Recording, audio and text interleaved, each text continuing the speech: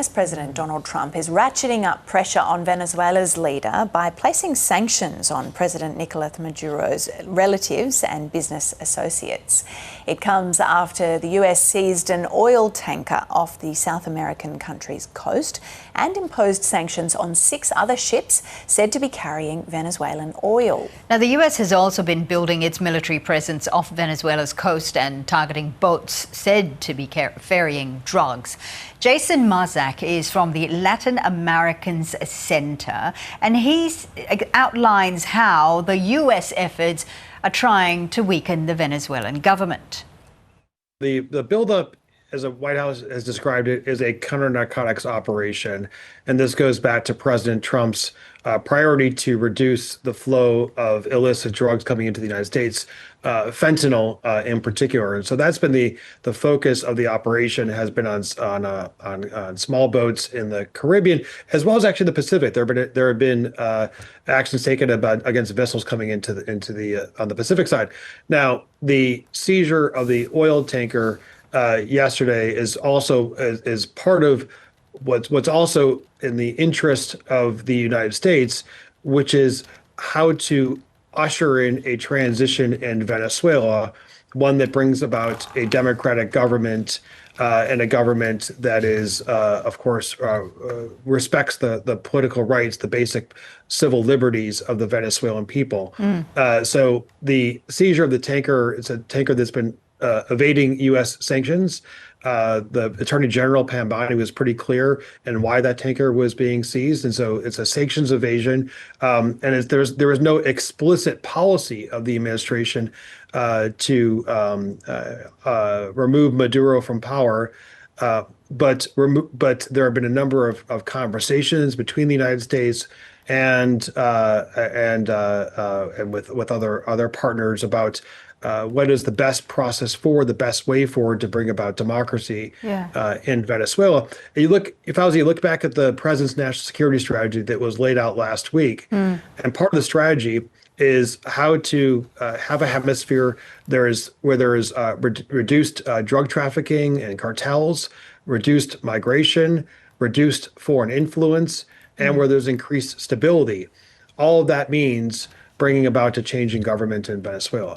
All right, just on that point, opposition leader Maria Corina Machado has credited President Trump in weakening the Venezuelan government, but she's also credited the U.S. for helping her escape hiding in Venezuela in order to receive the Nobel Peace Prize in Oslo. I wonder, with her crediting the U.S. government, how soon are we to witnessing the toppling of the Maduro government?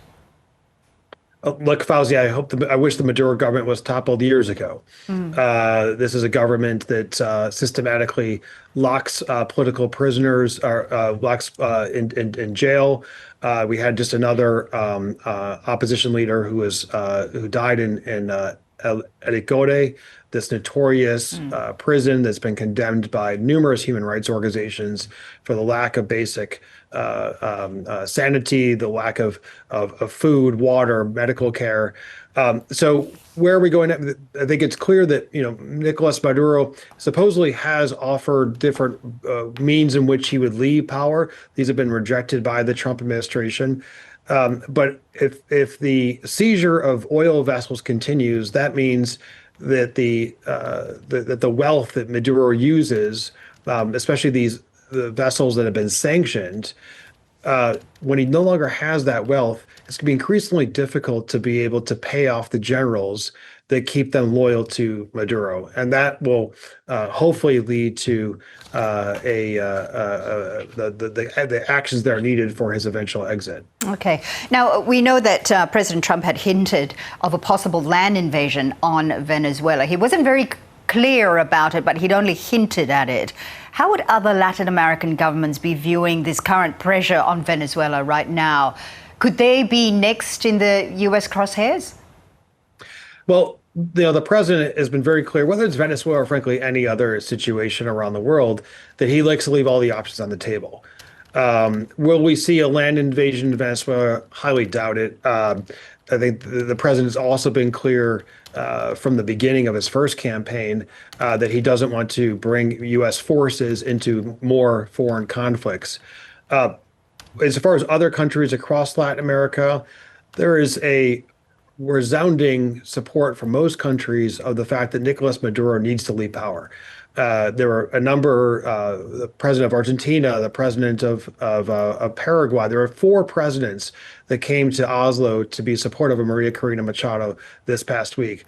And so the insecurity, the migration, the trafficking, all the illicit activity that grows in Venezuela under Nicolas Maduro is not just limited to Venezuela's borders. It has impacts all across the hemisphere, and countries are feeling this, right, from Chile to Central America and everywhere in between. Now, just the opposition leader, Maria Corina Machado, she's in Oslo now, of course, receiving her Nobel Peace Prize. She has supported the U.S. efforts to topple the Maduro government. She's been very vocal about it. Obviously, she will play a role in the running of the country post-Maduro.